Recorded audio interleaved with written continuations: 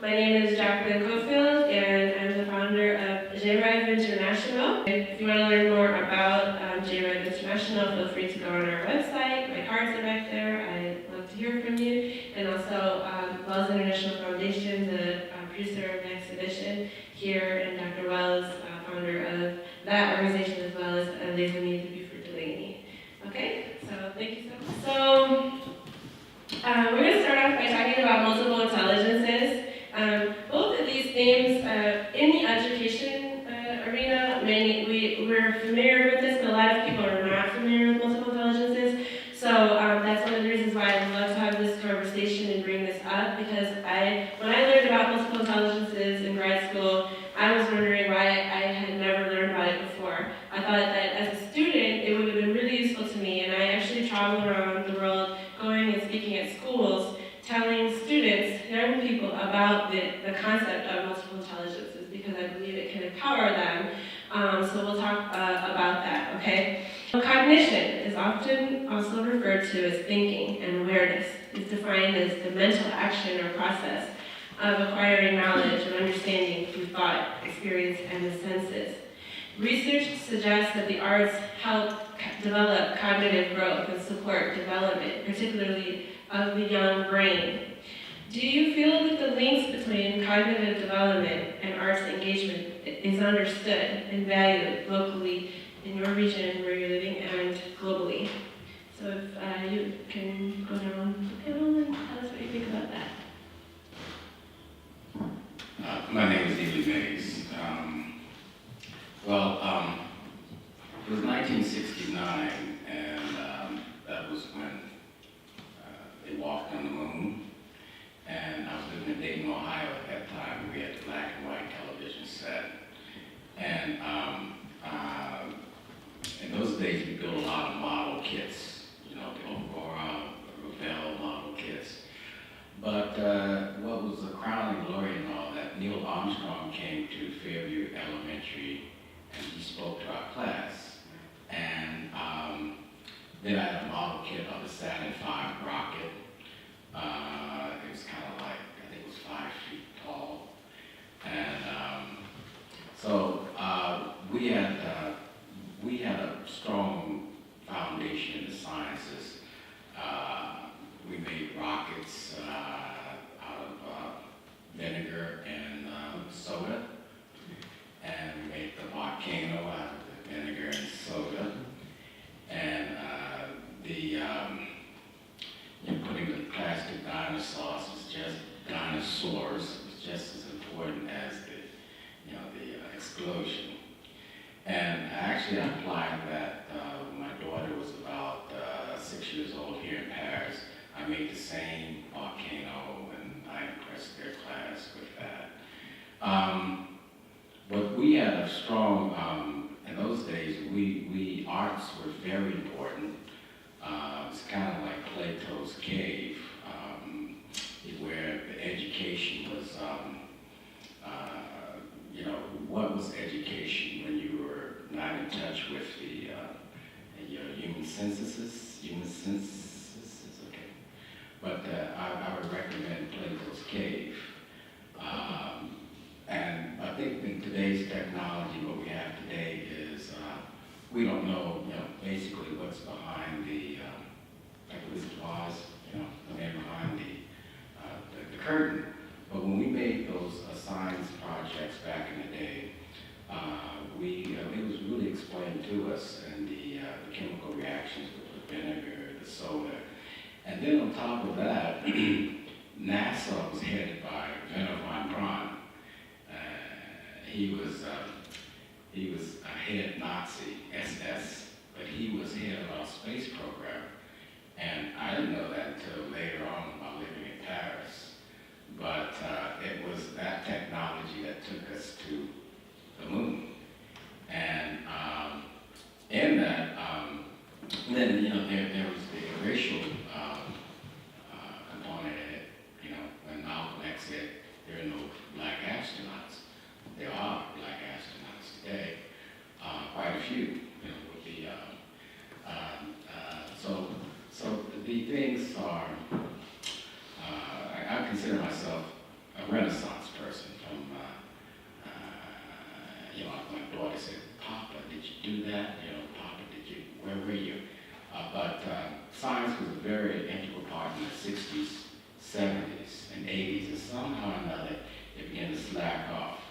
My mother was a elementary teacher, and when Star Trek went off in 1969 or 68, I was one of the original Trekkies, and actually I wrote a letter to Paramount, and my mother, those machines to make the test, the purple ink. And so we sent 400 letters to Paramount, actually I was one of the original Trekkies. I think I kind of answered the scientific aspect. I was always a painter. I was always an artist back in West Texas. At 3 years old, 4 years old, I knew what I wanted to do, be a painter, be an artist. Sometimes when you find that passion, when you find that passion early on in life, it's not, for me, it's not Achilles or Hercules type of a Herculean feat to paint. I found my passion early on, and I have been able to equate that with science. I took up to math, calculus 3. I didn't understand the concepts then, but I understand it more and more.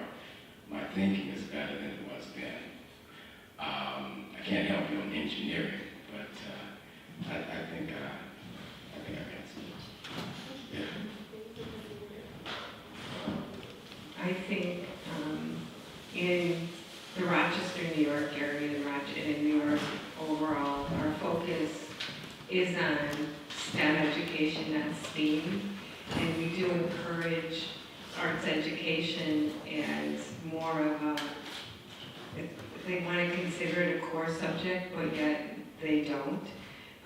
All our students have art, at least part-time.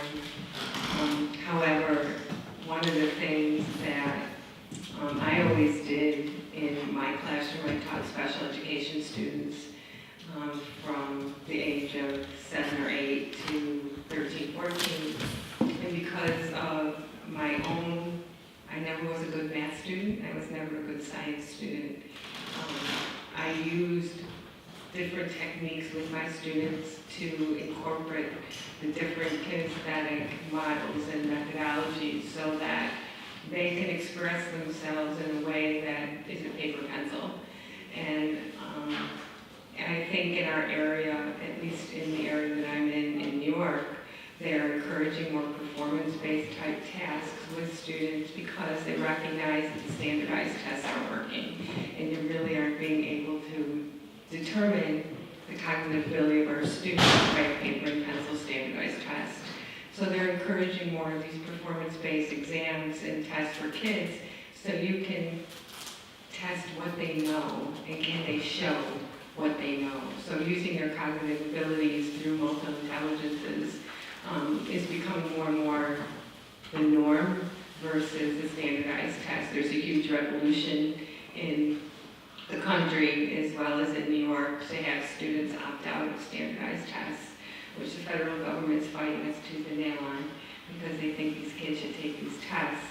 And so we're fighting back against the federal government to say this is not what we want for our children, that their cognitive ability isn't on a standardized test and you bubble in the answer.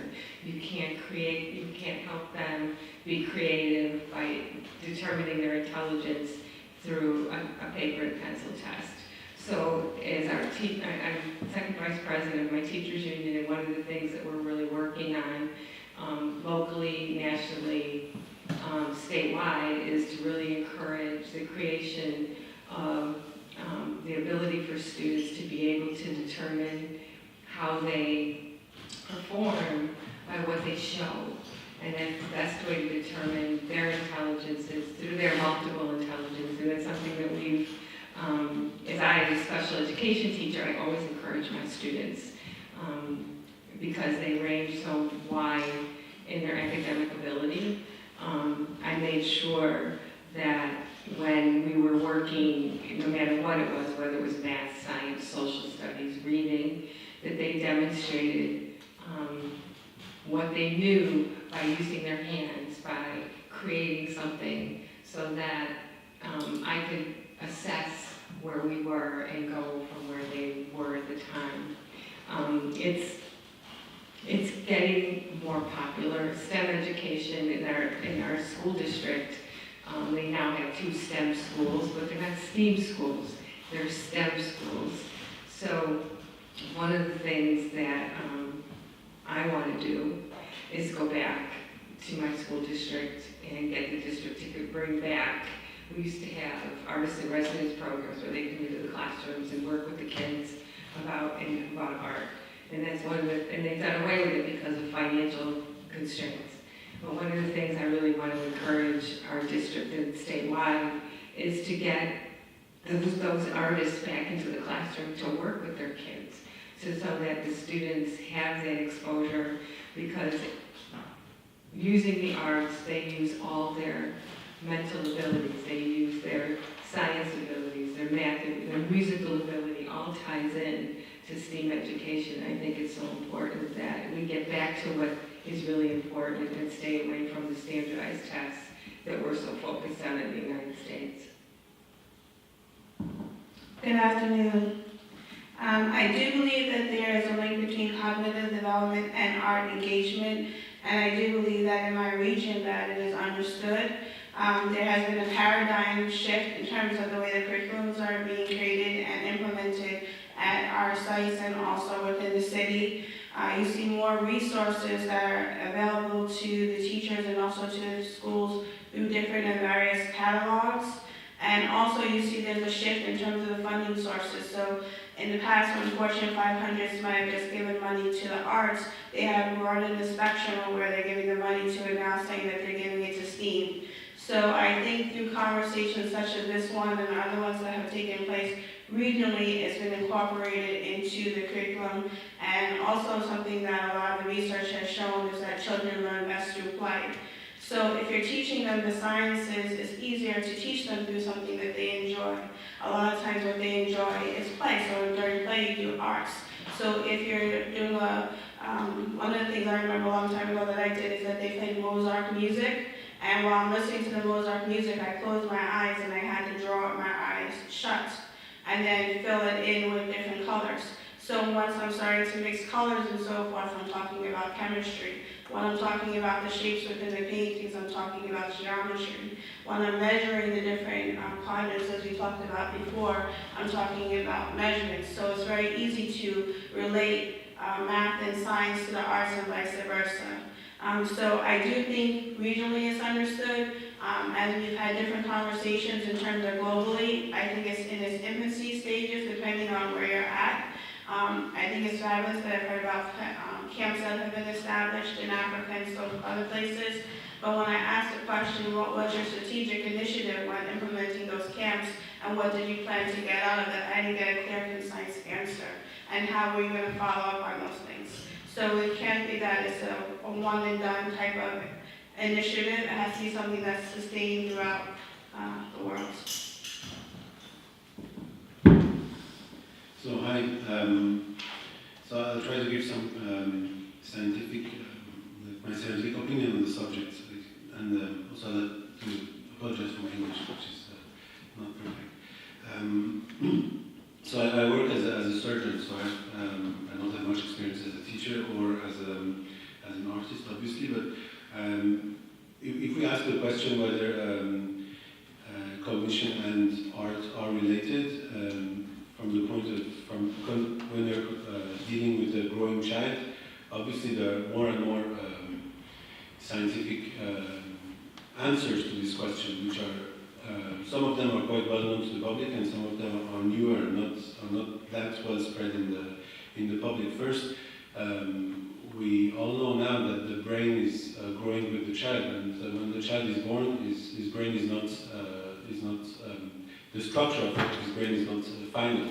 So the brain is modified by all the stimulations that children get when they're growing up. And this is something that happens until the end of growth, that is around 17 or 18 years old for boys and a bit earlier for girls. So teenagers also have a very plastic brain.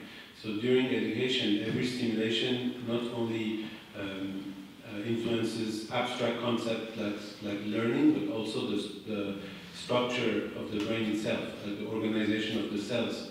You can't really see it visually by method like histology, but you can see it with functional methods like MRIs that study the functioning of the brain. You can see the structure of the brain being modified. So, and art especially is arts in general are multimodal activities. They involve different like movements, hearing, seeing, interacting, and they're ideal conditions for children to get lots of inputs. And this is one of the, like if you want to go to scientific reasons why it is important, it's quite obvious that art education is important for a growing child.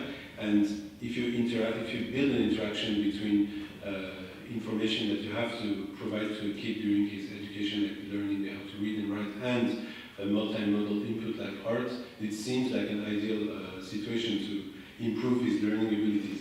So, as I grew up in France, so I had to go through the French education, and I think lots of my teachers knew these things when they were teaching me how to read and write, but I have to say I've never experienced any kind of application of this kind of concepts during my education. In France we have art classes and science and literature classes that are totally separate, and art classes are something which they're really old-fashioned. As the French system is mainly public, and we cannot ask kids to invest in lots of, like buy pencils and everything, there are two things that are provided by the French state. They provide us plastic flutes to learn how to play music, and some pencils to learn how to draw. So this is art in French school, and I think it's still the same thing. And there's nothing more than that. Everyone has to have the same plastic flute, and we all play together in music classes, and it's some kind of horrible cacophony. And we learn how to draw, but there's absolutely no interaction between the teaching of, for instance, science and art in French state schools for now. But I think even though there is some awareness of the importance of what it should be, but for structural reasons it's not the case yet. And also I'd like to just say something about what Edie said earlier about the fact that science was something which was seen as quite nice in the 60s, and now there's some kind of switch in the vision of science by the general public. There's a growing suspicion towards nuclear problems and genetically modified plants. So science doesn't have the same image in the public than it had in the 50s and the 60s, where it was a fully optimistic and nice, globally nice thing. So there's also some work to do to change the image of science on this perspective. Thank you. So we'll stay on multiple intelligences for one more question, and then we'll move more into STEAM-related questions. So one of the most remarkable features of the theory of multiple intelligence is how it provides 8 different pathways to learning. And there's actually, since Howard Gardner, the professor from Harvard, created the theory of multiple intelligences, there have been other professors who've come up with other additional concepts like emotional intelligence, social intelligence. There's books on those by Daniel Coleman, who also work with Howard Gardner. So I do encourage everyone to get the book by Howard Gardner called Multiple Intelligences, and also the book by Daniel Coleman called Emotional Intelligence and Social Intelligence. So I'll just, for those who are not familiar, I'll list those types of intelligence that Howard Gardner identified. So there's linguistic intelligence, which is a type of intelligence that is demonstrated through words and communication. There's another one called logical, or sometimes called mathematical intelligence, using numbers and logic. Spatial intelligence, and that's usually referred to using pictures, visual intelligence. Musical intelligence, often referred to as audio intelligence, so people who learn well by listening, okay? Intrapersonal intelligence, which is the more self-reflective type of intelligence, which actually is what Daniel Coleman went on and extrapolated on in his book about emotional intelligence and social intelligence, the more introspective. Bodily kinesthetic intelligence, which is intelligence demonstrated and gained through movement. Interpersonal intelligence, which is the social type of intelligence, intelligence demonstrated through speaking, interacting with others. And naturalist intelligence, and experience in the natural world. Okay, so I would like to hear from each of the panelists about their. Actually, I'm going to take it a little personal. When you're hearing and looking at these different types, and some of you in the education field, you already know more about this, but when you see these types of intelligence identified, what is your reaction to this theory of multiple intelligences, and how do you personally identify with that? One of the things that when I talk to students about the existence of these different types of intelligence, I'm suggesting it to them as something to empower them, to let them know that there is not just one type of way to be. I tell them I don't like to use the word smart, that I would rather use the word intelligence, because then it feels more empowering. We can all gain it. It's like a muscle we can work, and we all have different types. So did this empower you in your academic and experiential and professional life? These different types of intelligence, and maybe if there was some type of creative or artistic experience relating to any of these, can you speak on that? And the educators, maybe you can speak on that personally or what you observed. Well, start off, I had a Chihuahua, and it would sit by the dinner table, and it knew what it wanted. It was a different form of intelligence. Like a whale's intelligence, it can map up this whole room through sonar. It's another form of intelligence. I realized that visually, I'm pretty good visual. I see things visual. In fact, there are different forms of intelligence. Like, for example, Einstein, maybe he didn't have the intelligence of spatial relationships, let's say like playing basketball, like a Jordan. That's a different type of intelligence. I finished kind of like at the bottom of my, actually they put me in mental retarded class when I was in elementary school. Only to finish with Sigma Cum Laude in university. So what was that all about?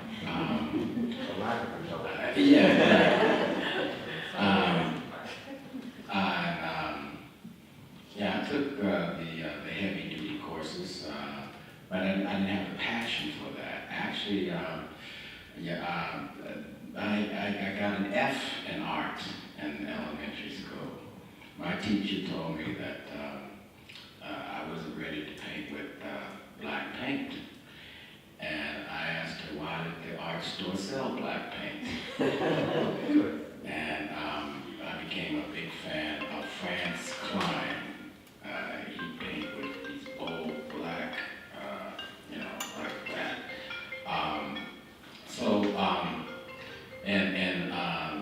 Art, we need art. Art is very, very important. In fact, that's one of our primary spatial relations. Art is so important. In fact,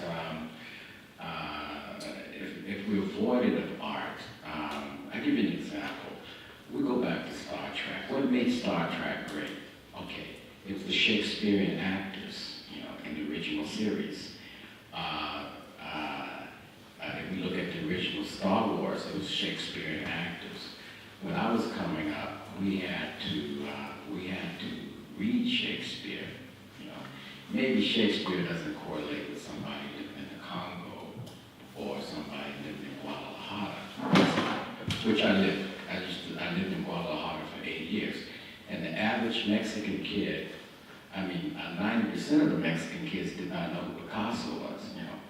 They had their 5 heavy painters, Siqueiros, Diego Rivera, Tamayo, Frida Kahlo, and what was the last one? Orozco. So, you know, it's a different form of intelligence, a different form of seeing the world. And in fact, in the 70s, I never heard of ABBA, the group ABBA, until I came to Europe, you know. So things are applied differently. People see the world differently. And in fact, you might try, I mean, I live in the heart of the art district in Saint Michel, and frankly, I don't like a lot of the art that they try to push you to like. Either you like it or you don't like it.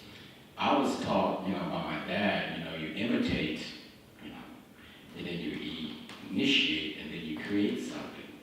And unfortunately, we have too many people who are imitating. Now we're at a crossroad with artificial intelligence, you know, and then we have the who we are. We are going to be eliminated by artificial intelligence. As a robot going to paint a picture, and we're forced to accept that. But I do believe that the arts are coming back in a big, big way. I think people are getting tired of, let's say you go to the movies and you see all the special effects. Then, let's say the year's 2055, they would begin to eliminate the artists, the actors, you know. And that's where we're going if we don't put look at this, you know, in another light. A lot of the kids that I grew up with who were like the chosen kids, a lot of them didn't fare too well, you know. That I grew up with in the elementary period of my development. Some of it was that a lot of them never traveled. They never left. They never saw. Again, we go back to Plato's cave. They never saw what was outside the cave. And unfortunately, that's what happens with people in different countries. They never leave. But then there's the hunger to leave, to see different things.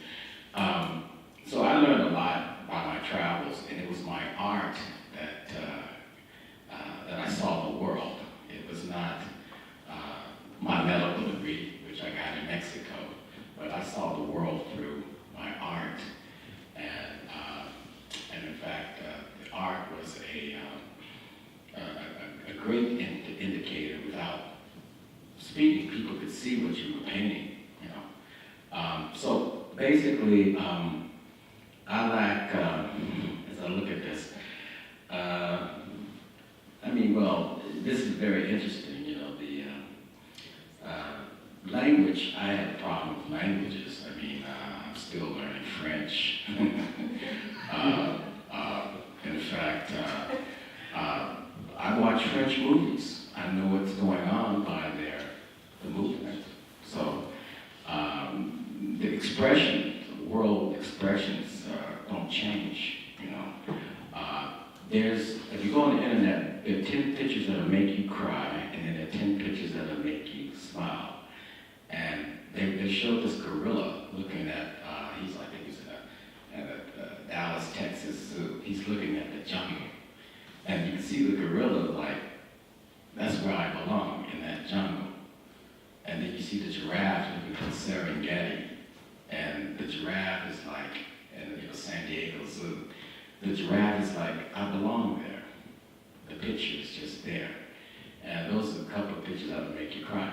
And the same applies to the human condition, you know.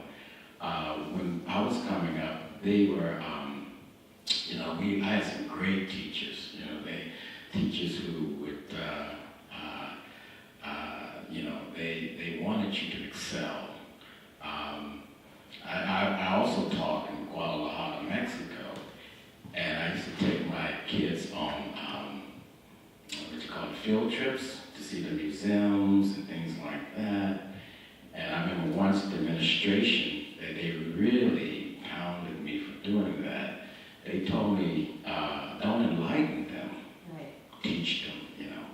And unfortunately, you have that type of person who's pushing, is pushing not to enlighten anybody. But you know, I grew up in a period of where people were enlightened by, and we had, it was a wonderful time, you know. And so I think I asked that.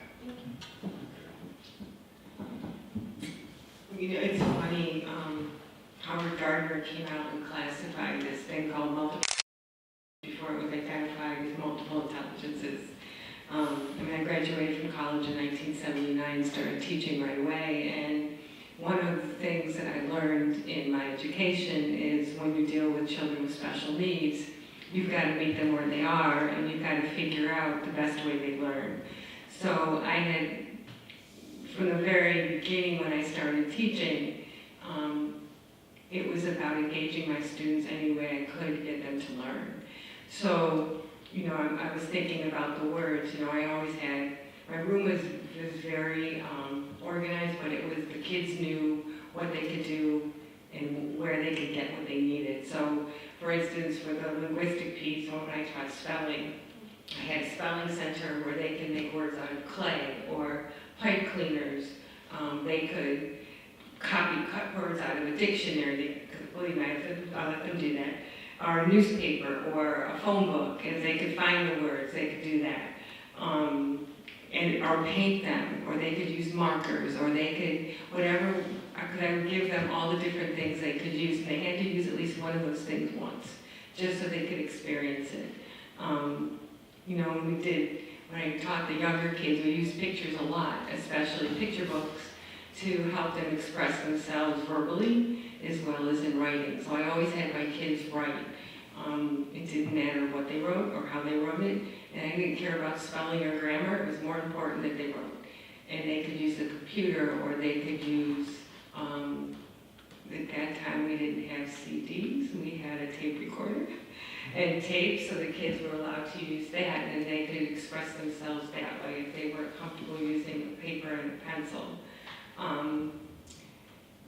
I did field trips all the time. I took my kids out into the community. Rochester is a community of 98% poverty.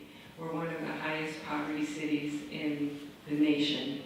Our students come with a lack of a lot of background knowledge and experience. So as an educator, I felt it was my responsibility, my obligation, my duty to give them what they didn't come with. So I would take them to the Philharmonic. You know, we would arrange for trips to go to see the Rochester Philharmonic concert. I would take them to the public market, to the Rochester Public Market, to purchase food, to engage with the community, so that we would take that stuff back and we would cook.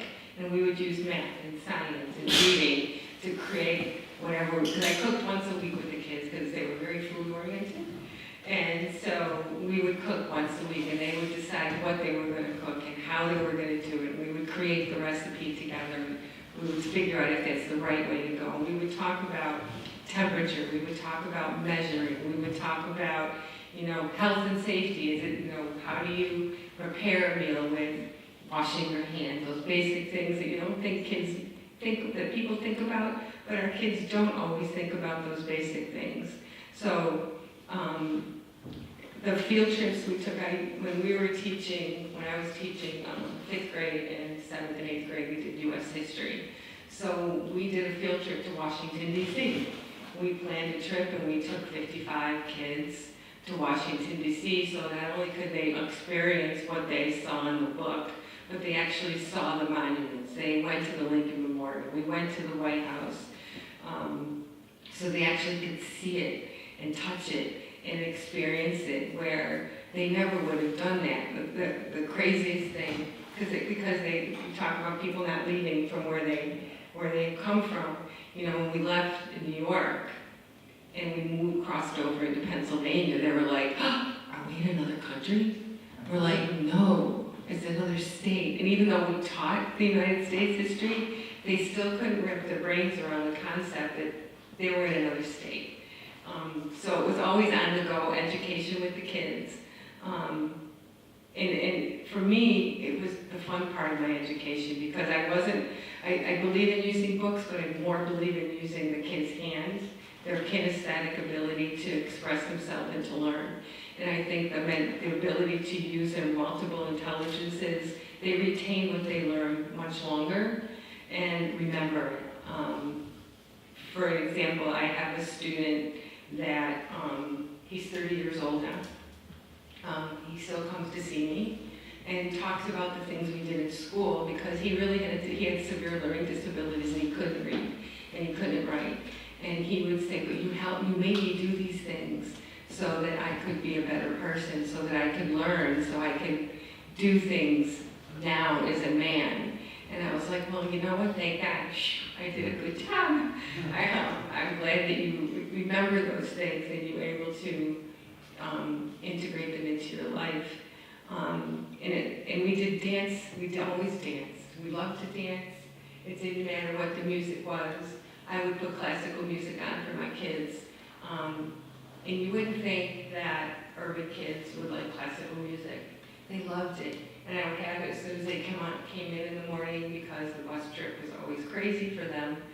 So first thing in the morning, the lights were off, the music was on, we had breakfast together, we would talk.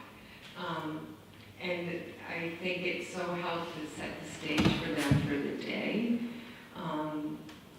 But using all the multiple intelligences is so important in my classroom with my special ed kids.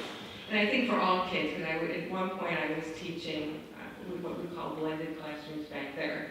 So back then, I combined my class with 2 other 5th grade classes. And I remember one of my greatest experiences we had 60 kids, my special ed kids, 2 5th grade classes, and we opened up our door. It was like a room this size. And we were teaching about colonial times. And we built these ceiling to floor totem poles with boxes and paint, and we displayed them out in the hallway. And the kids were so proud because they were like, this is what, they were able to integrate what they learned by actually doing. And I think that's what education should all be about, not just about the book learning, but actually doing, because they retain that knowledge so much longer. It's what I love to do. It was always about doing stuff with the kids so that they could experience their education the way they knew how to experience it. The way I'm going to address the question is how we implement multiple intelligence at our agency. Generally, the way that we teach it or have and lesson planning. So generally, we start with how do you learn or know about the child. So generally, I say, what do you do? And hopefully the answer I get back is observation. When do you observe? All throughout the day. And based on that observation, you learn how the child learns. So is the child an audio learner, a visual learner, a combination, sensory, touch? So based on that, then I want to see in the planner, when I pull it, that they have open-ended questions. So the open-ended questions is a question that has no right or wrong answer. And it's also supposed to be built on the child's prior knowledge. And then based on that, we also have boxes within our planners that are for children who have developmental delays. So they have an IEP, I should see which is an educational individualized plan. I should see how the teacher individualized based on that plan for the goals that the child is trying to reach to the next step or engage the child. If the child has social emotional delays or they're working on something social emotionally or something happened in the child's family, I should be able to pull the planner without the teacher telling me what happened and see how they're individualizing for that child in terms of their social and emotional development. And then going back to the observation stage, there's an observation column within our observation books. So when did you observe the child? What time was it? What were they working on? Was it geared towards any of the one of the multiple intelligence which are in those areas? Then you have reflective, so therefore when you're looking at it, what are you reflecting on? So I'm reflecting on that child's linguistic skills, or I'm reflecting on that child's use of numbers. And then based on that reflection, were they meeting the standard, were they below the standard, and what am I going to do to take them to the next level? So in the next box, I should see the activity that the teacher is going to do, and I should see when they're gonna do it, and maybe they're gonna put a resource within the classroom.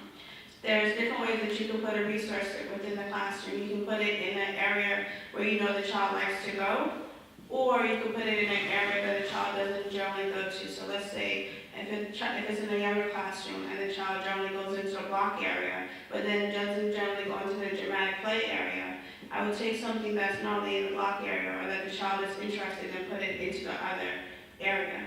So also if I'm working on the child's linguistic skills, so I'm going to bring in art, culinary, and I'm going to bring in language. So we're going to do an experiment. We're going to make a cake. So by making a cake, I'm going to talk about the consistency of it. So I'm talking the vocabulary. It changed once I added the powder or the flour, and then I added the milk and the eggs, and it changed the makeup of it.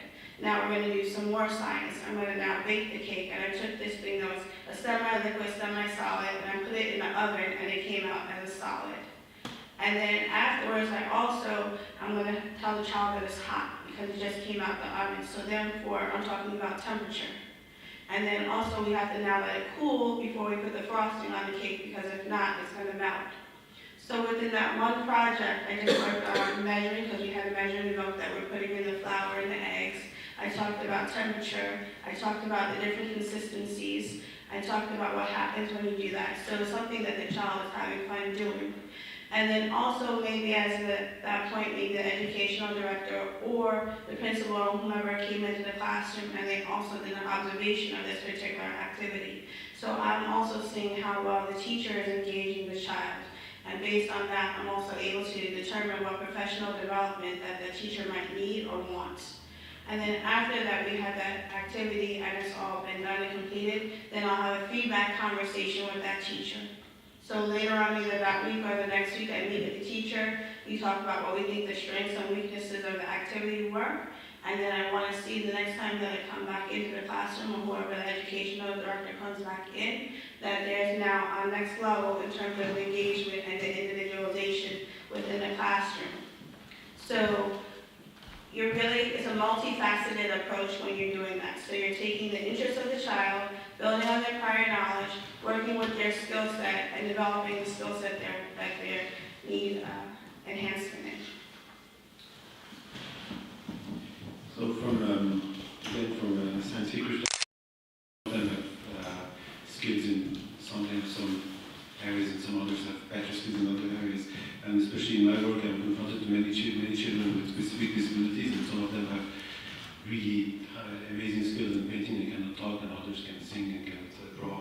So there is something in the brain that gives you abilities for specific fields, and this multiple intelligence concept relates to a vision of the brain that's built with some toolboxes that are connected to each other by some networks, and that we should help to make work together.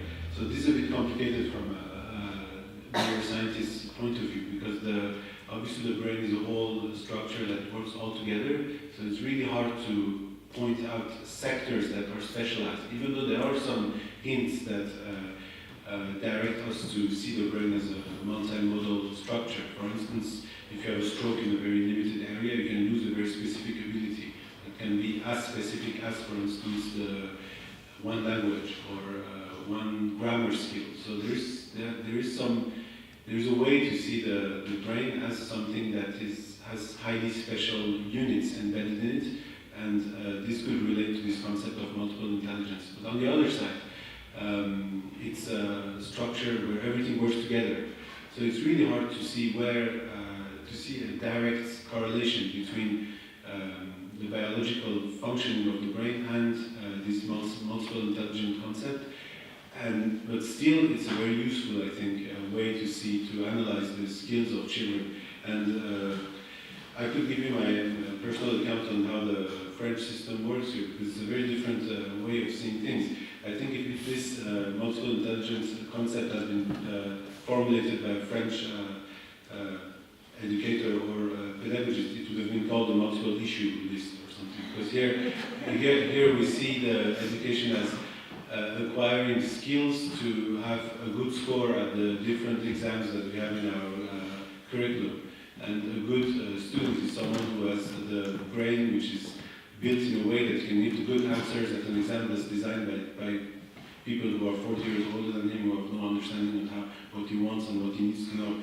And the whole system is built in a way that normalizes the skills of children and get rid of the different abilities they have to spot the final abilities that will allow him to succeed the exams.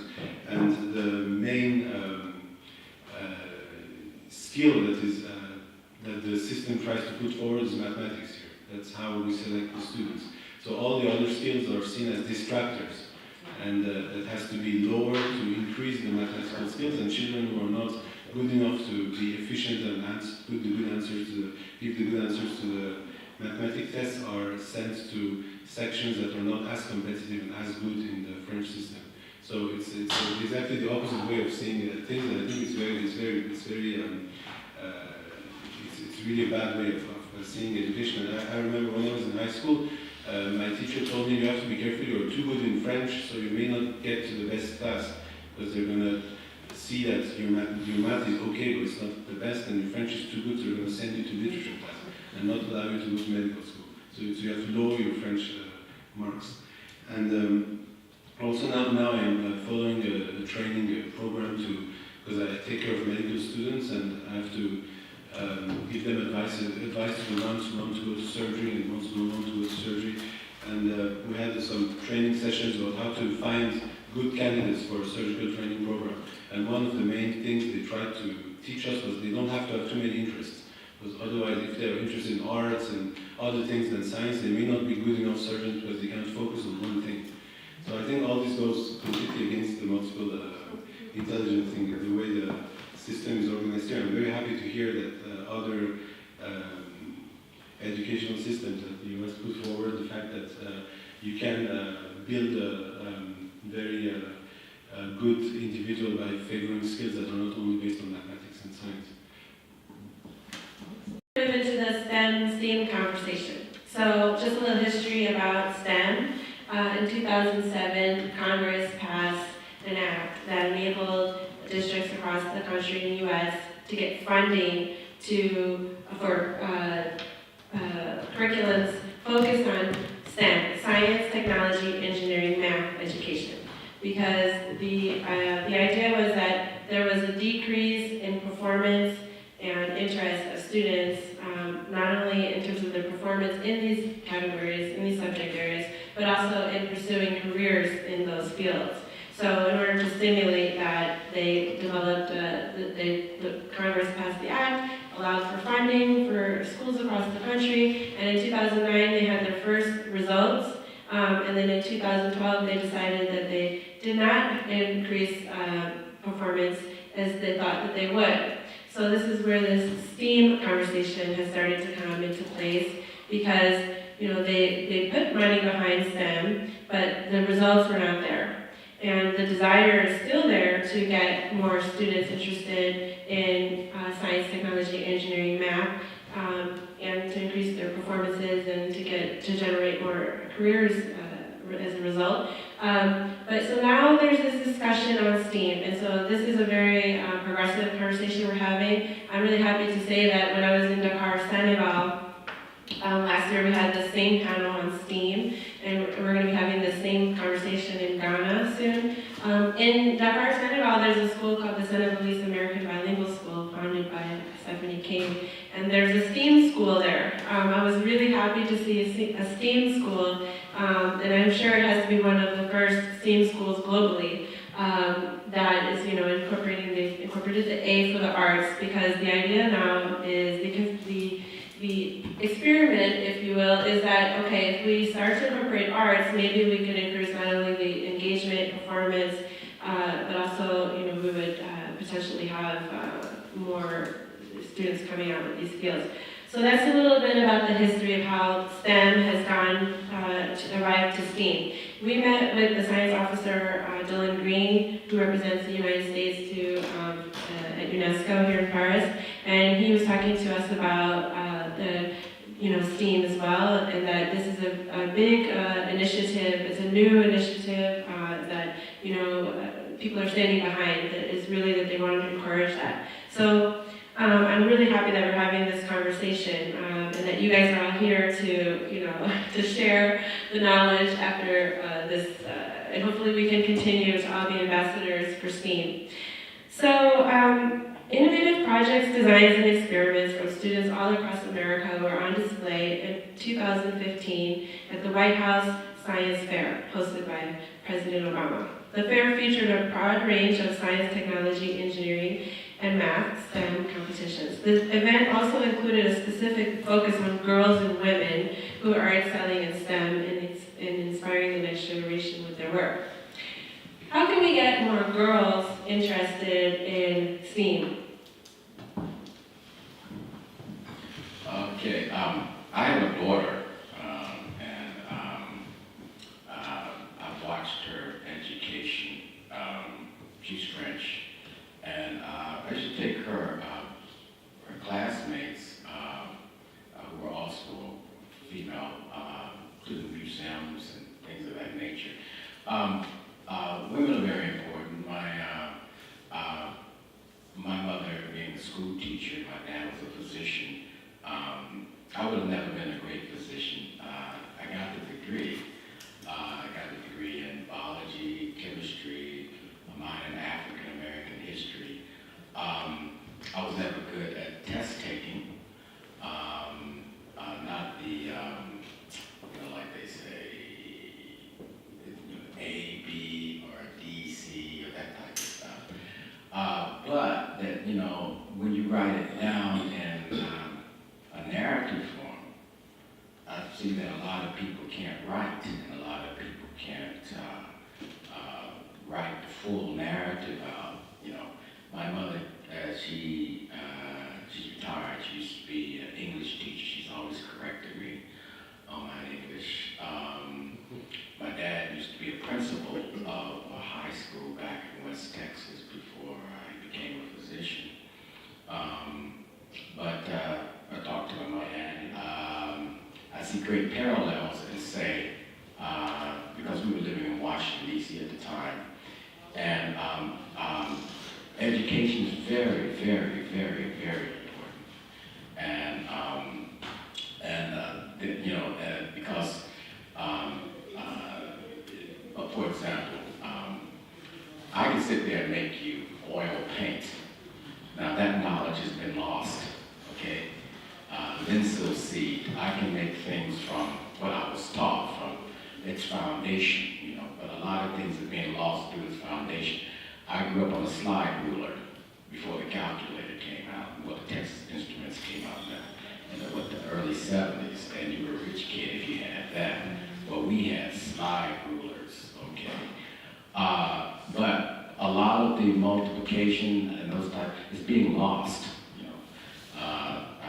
The kids are forgetting how to, because it's there at the fingertips. Languages are being lost through, what's that thing called, politically correctness. Comedians can't be comedians anymore because of politically correctness. Or did you paint that? You might have offended somebody.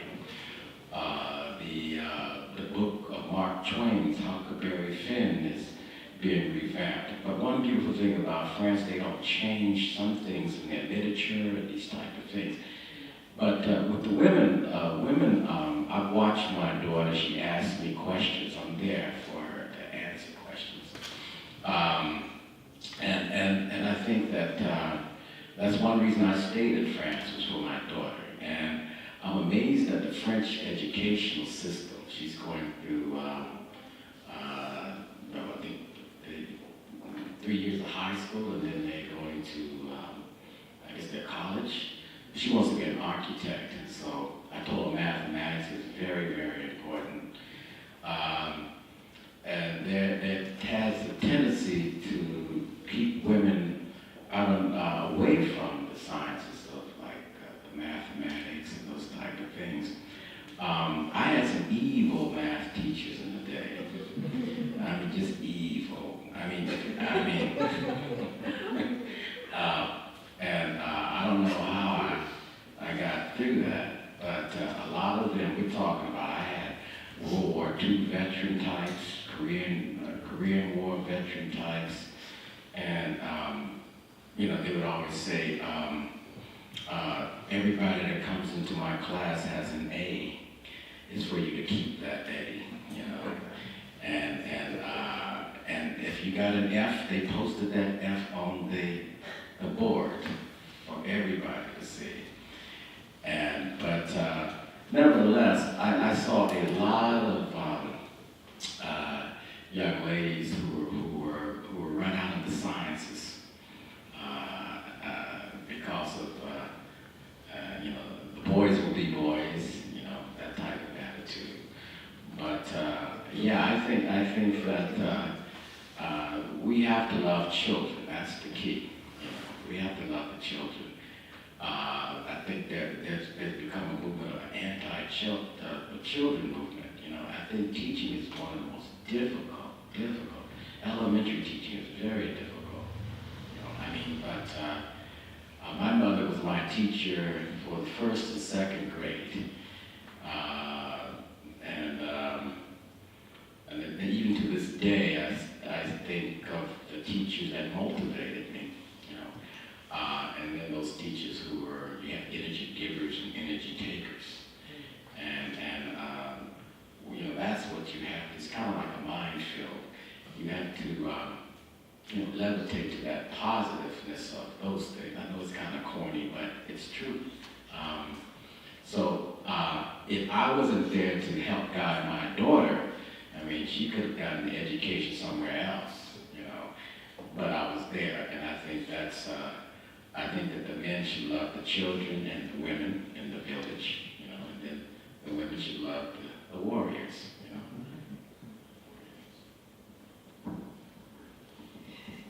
It's interesting that we want to encourage women to get more involved. I have a best friend whose mother, she recently passed away, 80 years old, and she wanted to be an architect, and her mother said, women don't do that. She ended up becoming a teacher, a music teacher, but she really wanted to be an architect. And I always found that story fascinating because discouraging someone to do what they really want to do, I think, is a disservice as a teacher or as a parent. One of the things I think we need to do in our curriculum, at least in the United States, is offer a more diverse curriculum where girls would be more interested. In the STEM school that we have that just reopened up in Rochester, they're starting to offer more types of courses that are just not the typical technology, computer science classes. There are graphic arts, there's film, there's computer digital classes, there's architect classes, and there are groups of girls that are participating in robotics teams. We visited an art studio yesterday where one of the artists created these robots.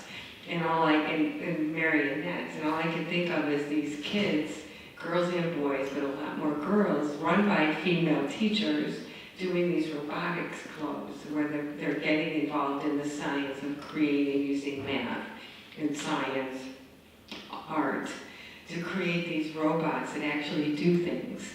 I think girls need to be encouraged and not to be afraid to show their intelligence. I think a lot of girls at the high school level, and I think this is more often, at the high school level, to get involved and to be able to show that they're intelligent, because the boys will say, well, that's not cool, or their family might say that's not cool. But I think it's our job to encourage women and young girls to experience more than just the basic things that they get in school. That they don't just have to be a cosmetologist. They don't just have to be a teacher. They can be so much more. Not just a teacher, I hate to say it that way, but they get coded into these pathways of that's what women do. You become a teacher or you become a nurse. No, you can be a doctor, you can be a physicist, you can be anything that you want to be, and that we have an obligation to provide those resources for them so that they can take advantage. From elementary school all the way to high school, I think one of the downfalls is there's not enough money or resources in public education to offer, at least in Rochester, but in general, public education is getting squeezed and squeezed and squeezed by privatization through charter schools. And charter schools are funded by big money, and they can provide certain resources, and also if they don't like the student behavior, or they don't think the student fits in, or if you're a student with special needs, you can't go there. But in the public schools, they don't provide them all the resources that are necessary. Like some of the kids are just now getting laptops in some of the schools. Not all the schools have laptops. Not all the kids have iPads. Not all the kids, they're not allowed to use iPhones for various reasons. But if we use them in a way that was encouraging them to encompass what they know to develop their science abilities through arts, through science, through math, I think there are a lot more girls, women participating in the sciences. I think the best way to engage more girls in the STEAM endeavor is by exposure. I think it's important to be intentional with the exposure. The exposure needs to be early on.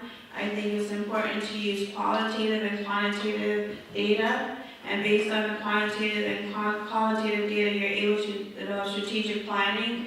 And that strategic planning can analyze and be used to determine which are the best pathways for the trajectory of girls to end up in STEAM careers. And based on those trajectories, then you're able to create and ask for more money and have more money to support future endeavors and continue to broaden those opportunities. I can also speak from my own experience. I went to science camp early on, and I didn't realize there was science camp in the sense of that it was something fun that I loved doing. So we did dissections, we observed owls, we learned about what owls ate, and this is what I did for the whole summer. Then later on, I had teachers that were really good in the sciences, in the sense that when I say really good, it wasn't just that they knew the subject matter, it was that they were engaging. So sometimes you come across a teacher who might be very versed in the subject matter, but cannot convey that subject matter to the student, so there becomes a wall and a disconnect for that child, and it's not a fun experience to learn about geology or geography or oceanography or that atmosphere. But if those things are something that are fun and something that you can relate to, you enjoy it. So I enjoyed taking physics in college because when I was driving on the highway and there was a curve, I said, oh, I understand this kind of curve, and I understand the car is staying on the road this reason, and the tires aren't screeching because of X, Y, and Z. I learned in physics. Or you certain things that stick with you, an object in motion stays in motion. So you did a thing where you had the car zooming past you, and the sound comes after the car has already passed you. So you do things and activities that stay with you.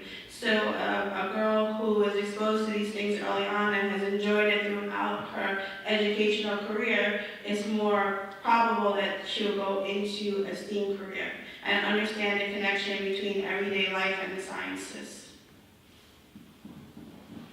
So in my field of work in surgery, I think the ratio between the girls who get into surgical careers and boys is quite well balanced.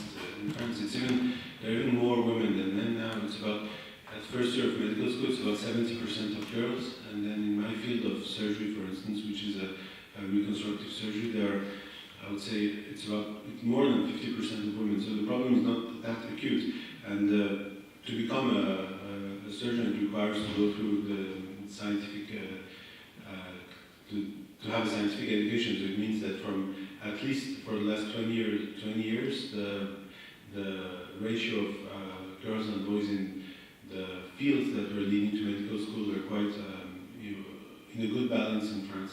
And I don't know exactly the reasons and if there are statistical differences between here and what's happening in the US, but I guess it's because the system here is based on quite strict exams that are the same for the whole country. So there's no discrimination based on, at least on geography and theoretically on social background. So kids from more conservative families who wouldn't have gone through scientific studies. If they are good enough in school, they can enter scientific training programs. So I guess this could be one of the reasons. And concerning fear, I don't think it concerns, at least here, I don't think fear is more something that would block girls and boys, because it's considered as a positive educative value. If teachers use fear all the time to deal with the students, so I don't think it affects more girls than boys. So I don't think there is a specific issue here with the involvement of girls relative to boys in the scientific careers. It's more a general issue that concerns both boys and girls, and it's related to a very specific thing that affects France, is that the scientific careers have very low salaries here. So that's the main reason why people don't go to science here. It's not a boy-girl thing. If you want to become a researcher here and work for the state, which is the main employer for the researchers here, the salaries are really low. Someone who starts as does his first job in any bank earns twice more than a top-level researcher for a National Science Institute here. So that's the main problem. The involvement of girls in research is, I don't think it's a big issue in France. And the problem of the social level of the scientists here is due to the fact that most of the jobs are state jobs, so they're not well paid. But I think the way the system works here has lots of downfalls, as what I tried to tell you before. But concerning these specific points, I think there's a good balance, at least in medicine, where the balance is even towards girls, which are much more involved in medicine. And first year, the last statistics I saw from my medical school where I trained was 70-30 for women and men. Okay, so the next question I'm going to combine, so it will be two questions that I had, so it'll be my last question, and then I'll allow you to, or invite you to ask questions. So,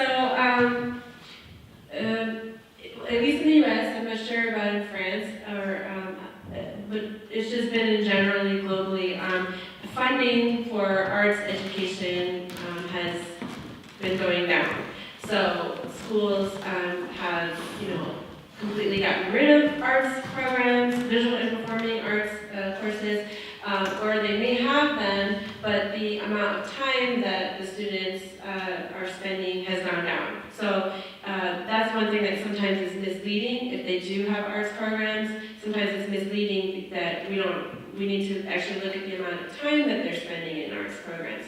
So now that we're, having this initiative globally around STEAM, one of the concerns of teachers and administrators is, okay, so how are we going to fund and support educators to start to incorporate STEAM activities in their classrooms? They may have the desire, but they may not have the resources. So how can we support them? We have been meeting with different institutions this week, museum heads and the like. So one of the things that I would like to see moving forward is, institutions, cultural institutions, organizations, private, public, supporting teachers, being more aware of the curriculum constraints that teachers are working under, being more aware, hearing from teachers who are interested in incorporating STEAM and learning from them how this balance that they have to come up with in terms of the expectations of them as educators in terms of what they're supposed to cover in their curriculum. But so I would like to see more collaboration between in organizations external from schools and support to be more allies to encouraging not only arts and education but STEAM connections. Okay, so I just want to hear some of your comments about that. How can we foster these institutions? The museums and such, for example, they have education programs. They want teachers to bring their students, but are they supporting the teachers outside of those visits? Are they aware of the needs of the teacher and the expectations of the teacher? Are they developing their education programs at their museums or cultural institutions with the knowledge and insights from the educators, curriculum, state curriculum, national curriculum, those types of things, are they aware of that even? So that it can actually be something that a teacher who wants to incorporate STEAM in their classroom can use and, go to their administrator and say, okay, this is in line with what I'm expected to do. And because the museum and the institution has developed it that way. But if they're working separately and not aware of the needs, so one of the things I'm really proud that we did this week is sit down with people who are heads of museums and such, because they got a chance to hear from the teachers, what from their end, what are some of their concerns and what are their constraints and issues and fears and around implementing STEM. But one of the things is definitely going to have to be obviously funding, because already arts programs have either been taken out or lessened in schools. So we're going to have to figure this out if this is going to work, if STEAM is going to last. So I would like to invite, the panelists to kind of speak on, ways on this, and then even maybe some of you in the audience, and definitely think of your questions, because I will be coming to you next, okay? And we can maybe change the order a little bit, whoever wants to speak, As far as funding is concerned, I think, and also how do we encourage teachers to take part? At least in the city school district, the art department is getting better. It was not very good for a long time. And they do encourage teachers before they take children on field trips to museums or to any of the historical sites around Rochester, that they attend professional development so that they understand before they get there what the children in their class are going to experience. So they do support that way. But they, as far as globally funding for more than just art in the classroom, it's not really there.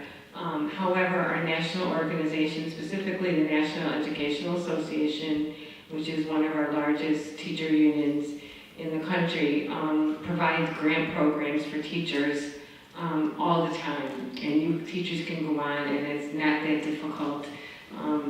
Myself, I got 2 $5,000 grants to work with students in the classroom, not so much around art education, but leadership. But they do offer them. I think the city school district also looks to a lot of grant funding for these programs for our kids, because in the school budgets they're shrinking, and the amount of money that they spend on arts education, even though they say they were bringing back art into the schools, it's a regular art class where the kids go for 30 minutes, they get a 30-minute art class, and that's it, and that's what their art education is. So I think one of the things we need to look at is incorporating back into school budgets a large amount of money for arts education so they can incorporate it into STEM education, or STEAM. I have to get away from STEM.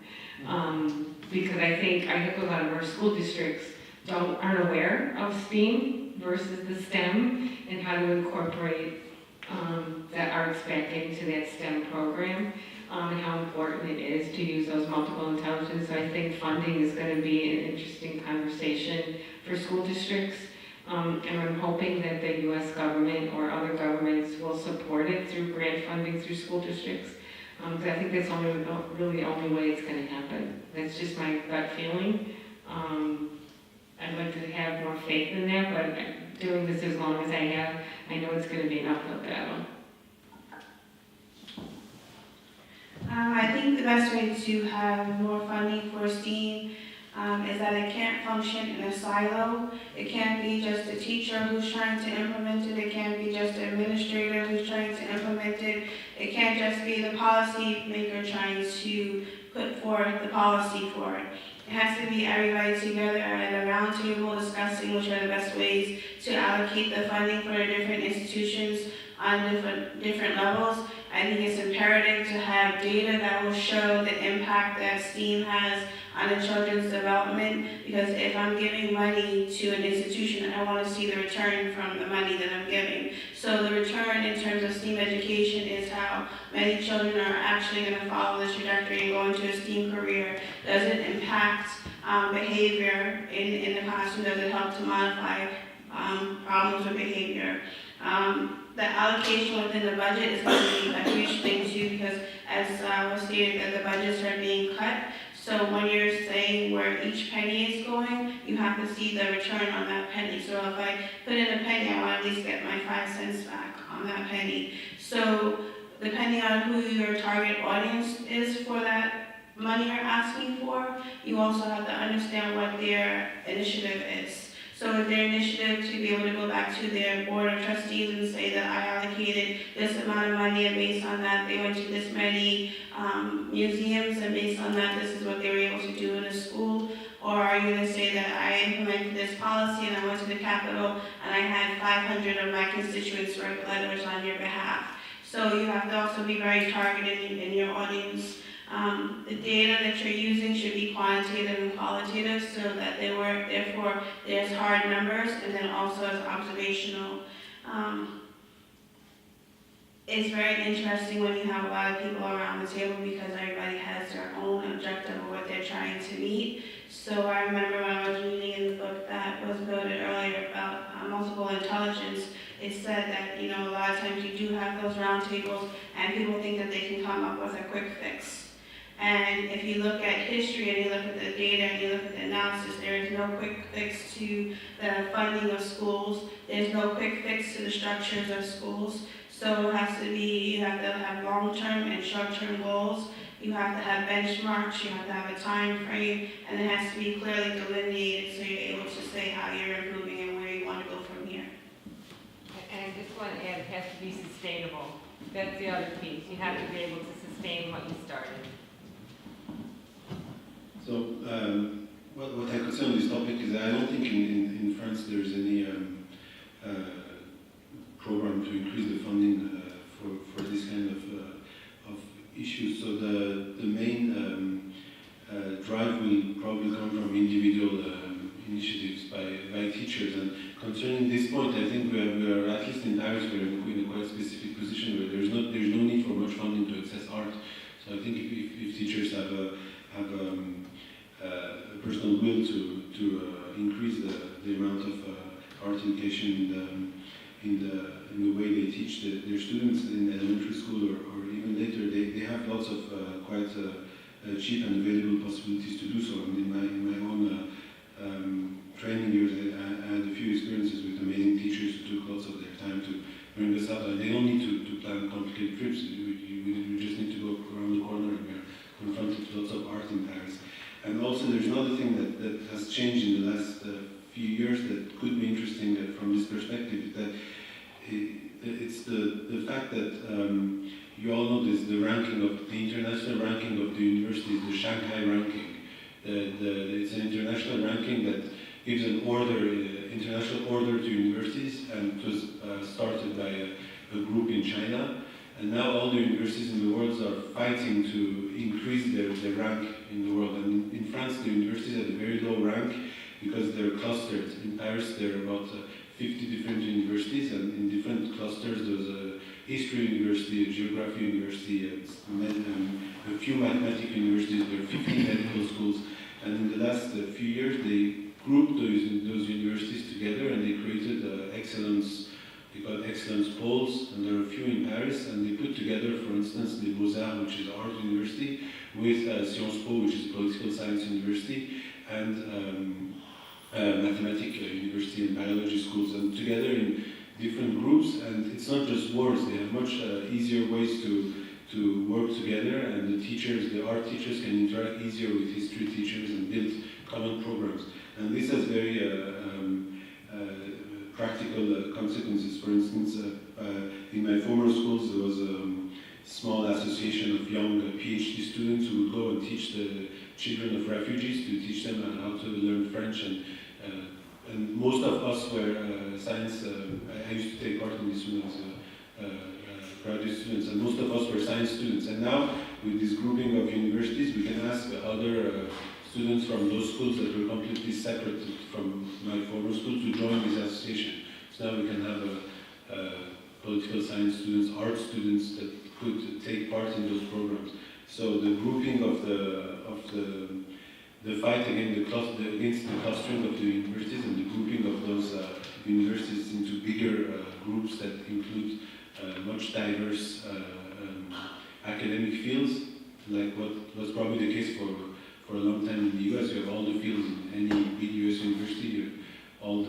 They teach nearly all the fields, like in Harvard or Princeton. There are art departments and science departments together, but this is quite new in France. And this led to some new initiatives that can combine all the offers and apply them to small initiatives to go and do teaching to younger kids without any specific funding. Yeah, I've been a professional artist for a long time. There's money out there. I mean, in fact, there's the power of subliminal, when you're selling something subliminal. I had a couple of pictures stolen about 5 or 10 years ago in my residency over at Saint Michel. And when the police came, they came and they took the inventory, the police report. I was very angry. So, I channeled that a different way. I asked the police, have y'all ever thought about giving an art show at the precinct, and they did. And they put a lot of emphasis in this show. And through that, with the problem that we're having, I think, is corporations. There's a thing called corporate art. The artist, each artist is different. Okay, you can't put all the artists in one bag, And it's the power to know that artist.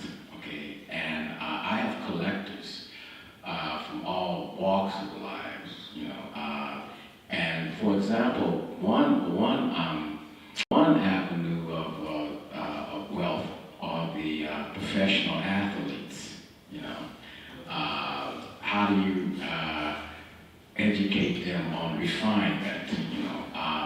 Of course, people need to eat first. They need to have clothing and shelter, and then art is something which comes kind of like tertiary. But most people want to be refined. You know what I'm saying? They don't want to sit in a room not being able to talk about certain things. And art, all around us is art. I mean, and even the Billy Club is designed by somebody. The SS uniforms were designed by somebody. So art is very, very, very important. And a lot of those athletes, I mean, they might spend what you call, $200,000 on a Ferrari. And yet, if they are educated in the subliminal way of doing it, you'd be surprised. You'd be very, very surprised. I have collectors who are very wealthy, and but sometimes if you approach the, what they say, like the fish bowl with the goldfish, it goes around 200 times during the day, and he thinks the little toy castle is something new. Every day. You like, for example, Paris is a museum. Okay, it's a museum. And I know for a fact there's a lot of corruption up at the top of the arts. Okay, I belong to the Maison of the Artist, and the money that I give them, I don't get anything in return. But where does that money go? Okay, so and thinking outside of the box. If you take any metro, you see the spray paint all the way down the metro line, okay? When the caveman painted the picture on the cave, there was no art gallery, there was no art council, there was no art critic, you got it? So that expression of freedom, it still exists. And when those police officers had that art show, I know they felt good about themselves. In fact, a couple of them have become acquaintances, and I told them what I thought about the art. The art is there, and I think people have become they're tired of a certain approach, But again, the power of the subliminal, you'd be surprised. Like for example, you would say, I need 100 canvases, a lot of paint. I did it on a smaller scale once. I put the ad in the newspaper, and I got the art supplies. You know, now you might say money, and they said no, but they would send you art supplies.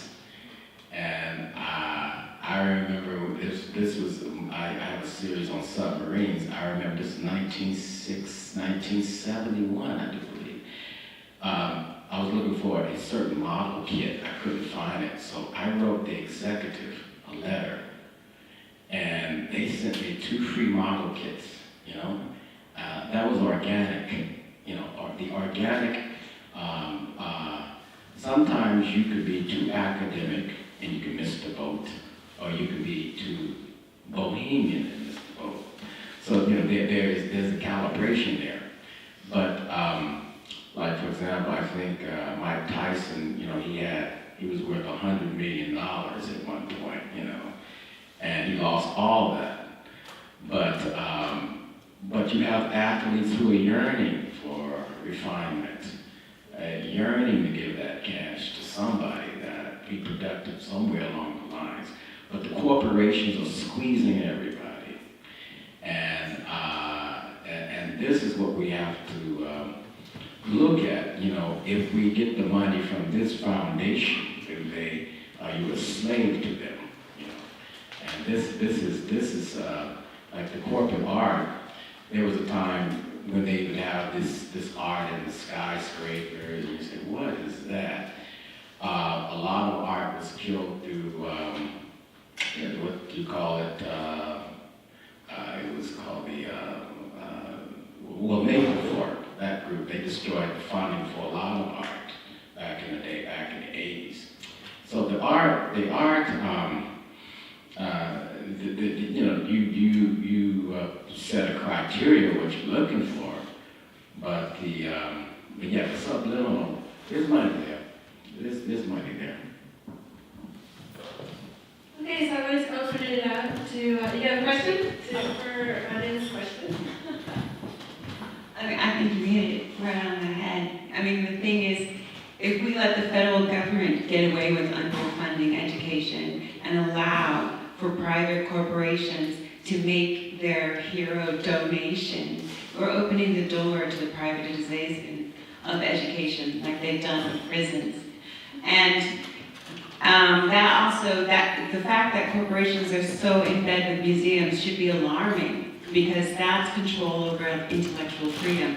And if we let them to control education, that's even more alarming. So we can't allow them to have muscle in education. We should be applying that pressure to the federal government.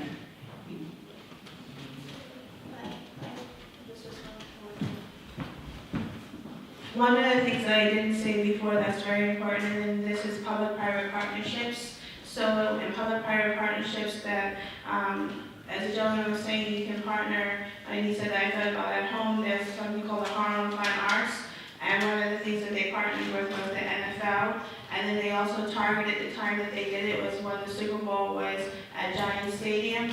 So if you target who's going to be there when certain events are going on, you can have that partnership. And then also if you partner with different civic organizations that now have a STEAM initiative by mandate from national headquarters, then you're able to get the funding from them and you're not having to put out the money yourself.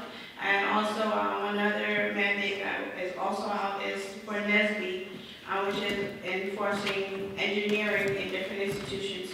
So a great way to get dollars into the arts is around education. Satya Nadella was sitting there as a guest of Michelle Obama. Satya Nadella is the CEO of Microsoft, which is a company that I work for. Call them on it.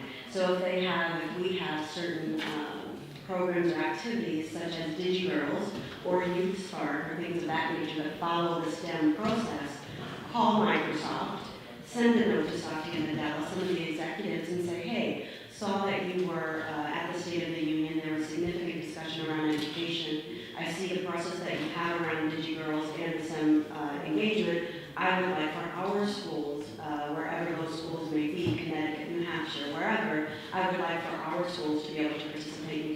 provide me with information as to how I get engaged.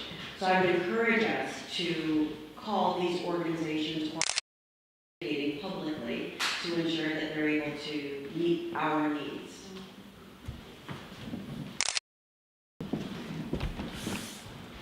Another thing that we're possibly not looking at is we have to start at the grassroots.